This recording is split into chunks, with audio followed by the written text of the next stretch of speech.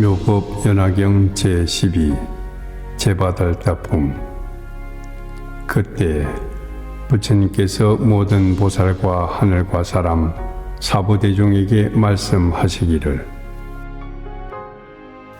내 과거 한량없는 급동안 법화경 구하기를 게으른 마음 없었고, 많은 급동안 항상 고강이 되어 위없는 깨달음을 구하려고 발언하여 마음이 물러나지 않았으며, 육바라밀을 만족하기 위해 부지런히 보시를 행하고 마음으로 인색하고 아끼는 마음 없이 곡기리와 말, 칠보, 나라의 성, 처자식, 노비와 시종과 머리와 눈과 골수와 몸과 살과 손발과 목숨까지도 아끼지 않았느니라.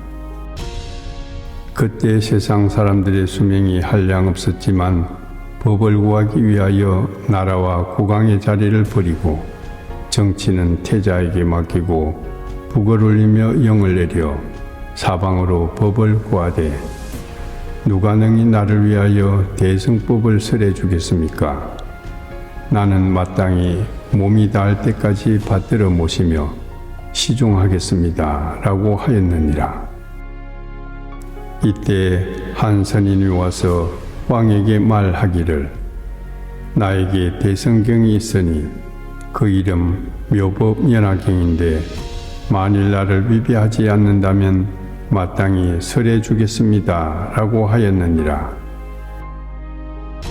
왕은 선인의 말을 듣고 뛸 듯이 기뻐하며 즉시 선인을 따라가 모든 것을 시중하였는데, 과실 따고 물 깃고 뗄나무하며 음식 만들고 내지 몸으로 선인의 앉은 자리가 되어도 몸과 마음은 게으르지 않았느니라. 이렇게 1000년 동안 받들어 모시었으나 법을 구하기 위한 까닭에 부지런히 정진하고 시중을 잘 들어 조금도 부족함이 없었느니라. 그때 세존께서 이 뜻을 거듭하시려고 개송으로 말씀하시기를, 내 지난 과거의 겁을 생각하니 대성법 구하기 위한 까닭에 비록 국왕이 되었지만 오용락을 탐하지 않고 종을 쳐 사방에 이르기를, 누가 큰 법을 가진 자인가? 만약 나를 위해 설법해주면 몸으로 마땅히 종이 되리라. 때에 아사선인이 대왕에게 와서 말하기를, 나에게 미묘한 법이 있는데 세간에서 희요한 것이라. 만일 능히 닦고 행하는 이는 내 마땅히 그대 위에 설하리라. 그때 왕은 선인의 말을 듣고 마음이 크게 기뻐하며 곧바로 선인을 따라 구하는 것을 하였는데, 나무하고 가실 줍고 수시로 공경하였으니 뜻이 묘한 법에 있는 고로 몸과 마음은 게으름이 없었느니라. 널리 모든 중생을 위해 부지런히 큰 법을 구하여 또한 자기 몸과 오용락을 위하지 않으니, 이런 까닭에 큰 나라 왕이 되어 부지런히 이 법을 구해 마침내 성불하여 지금 이런 고로 그대들 위하여 설하느니라. 부처님께서 비구들에게 말씀하시기를, 그때 왕은 바로 지금의 나의 몸이고 그때 선인은 지금 제바달다이니라.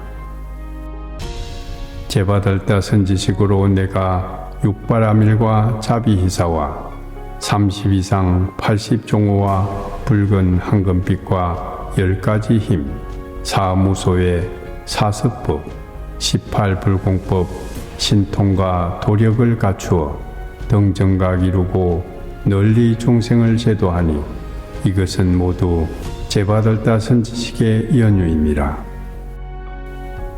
부처님께서 사부대중에게 말씀하시기를, 제바달다는 이후 한량없는 오랜 급을 지나서 마땅히 부처님이 되리니, 그 이름 천왕열에 은공, 정변지, 명행족 선서, 세간의 무상사, 조장부, 천인사, 불세존이며 그 세계 이름은 천도이니라. 때에 천황부처님께서 20정급을 세상에 계시면서 널리 중생을 위해 미묘한 법을 말씀하시니 항아사 중생들은 아라한가를 얻고 한량없는 중생들이 영각의 마음을 내어 항아사 중생들이 위없는 도의 마음을 발하여 무생인을 얻어 물러나지 않는 곳에 이르리라. 때에 천황부처님께서 반열반 되신 뒤 바른 법이 20정급 동안 세상에 머물 것이며 전신사리로 7보탑을 세워 높이 60유순이고 가로와 세로는 40유순이니라. 모든 하늘과 사람들이 여러 가지 꽃과 가루향, 사르는 향, 바르는 향과 의복, 영락, 당번, 보계, 기악과 노래로 7보묘탑에 예배하고 공양할 것이니라. 한량없는 중생들이 아라한가를 얻고 수없는 중생들이 벽지부를 깨달아 생각할 수 없는 많은 중생이 깨달으려는 마음을 일으켜 물러나지 않는 곳에 이를 것이니라.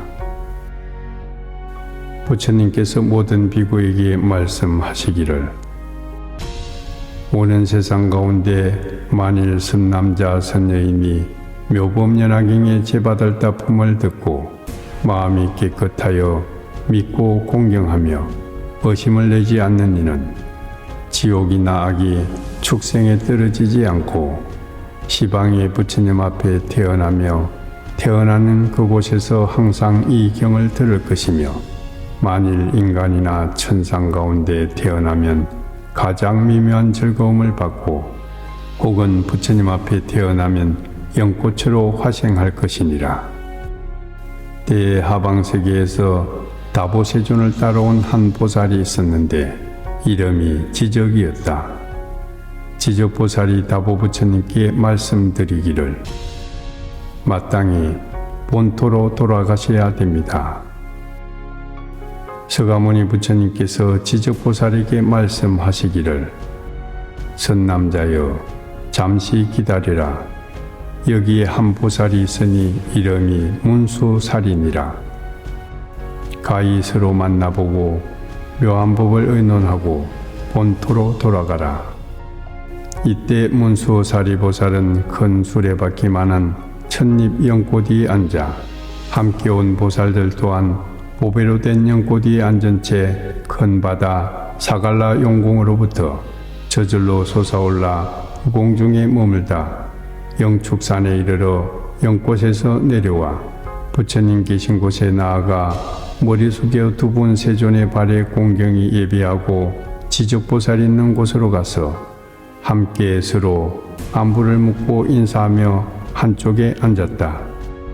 지적보살이 문수사리에게 묻기를 인자시여 용궁에서 중생을 교화하신 수가 얼마나 됩니까? 문수사리 보살이 대답하기를 그 수는 한량없고 헤아릴 수 없으며 입으로 말할 수 없고 마음으로 청량할 수 없습니다. 잠시 기다리시면 스스로 증명하여 자연히 알 수 있을 것입니다. 문수사리 보살의 말이 끝나기 전에 수없는 보살들이 보배 연꽃에 앉아 바다로부터 솟아올라 영축산에 이르러 허공에 머물러 있었다. 이 모든 보살들은 모두 문수사리 보살이 교화하여 제도시킨 이들이니 보살행을 갖추어 모두 함께 육바라밀을 논설하며 본래 성문이던 사람은 허공 가운데서 성문의 행을 말하다가 지금은 모두 대성의 공안 이치를 닦고 행하는 이들이었다. 문수사리가 지적보살에게 말하기를 바다에서 교화한 일이 이와 같습니다. 그때 지적보살이 개송으로 찬탄하시기를 큰 지혜와 덕이 용맹하고 굳세어 한량없는 중생을 교화하고 구제하시니 지금 이 모든 큰 모임을 나는 모두 보았습니다. 실상의 뜻 펼치시고 일성법을 열어 널리 모든 중생 인도하여 속히 깨달음을 이루게 하셨습니다.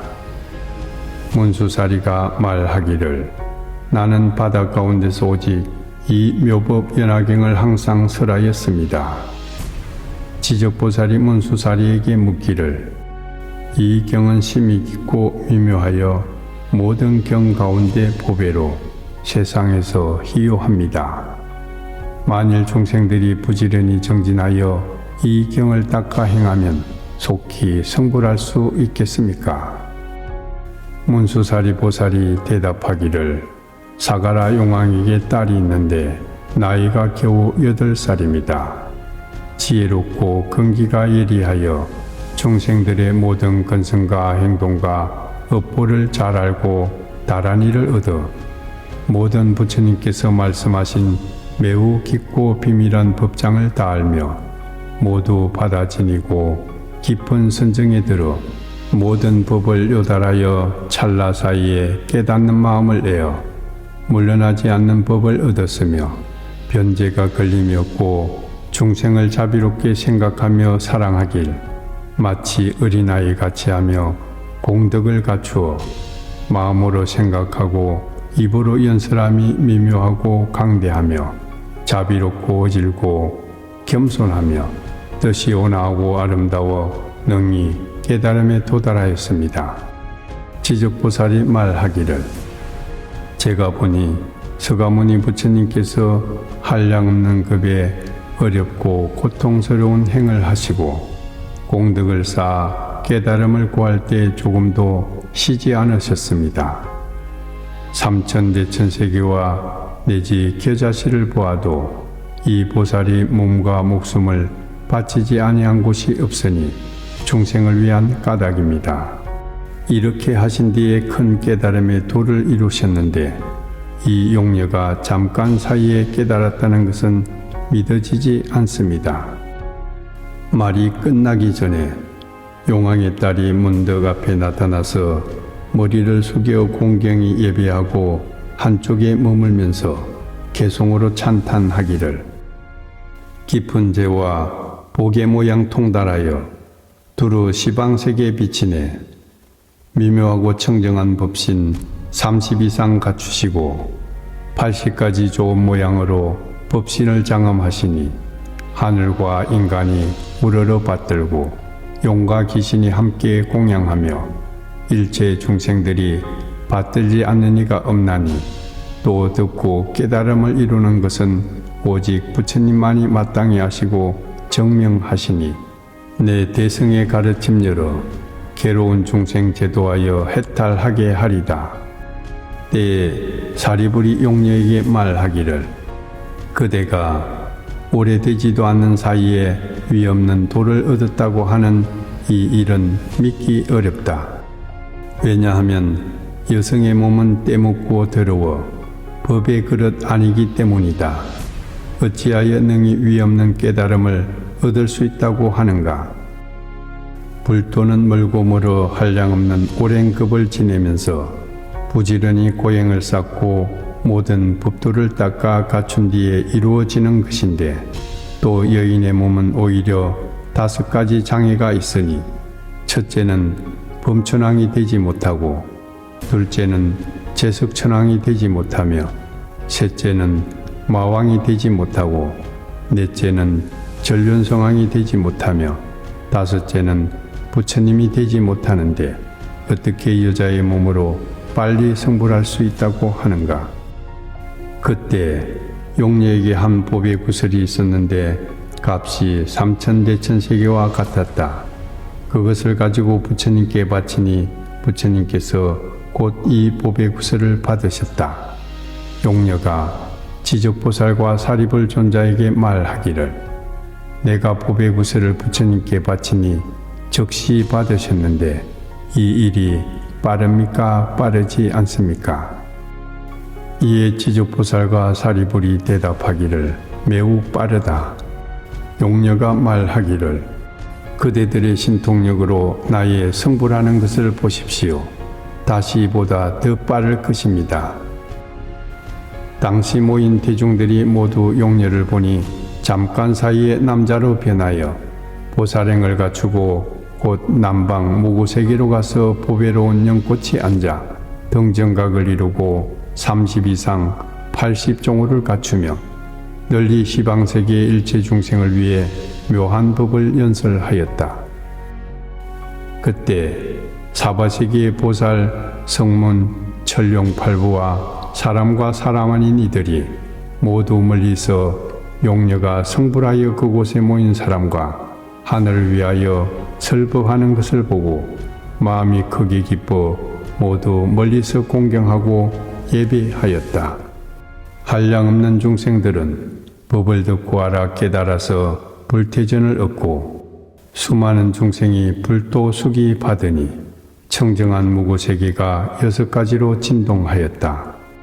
사바세계의 3천 중생은 물러나지 않는 지위에 머물고 또 3천 중생은 깨달음의 마음을 내어 수기를 받았다. 지적보살과 사리보살과 이곳에 모인 모든 대중은 아무 말 없이 믿고 받아들였다.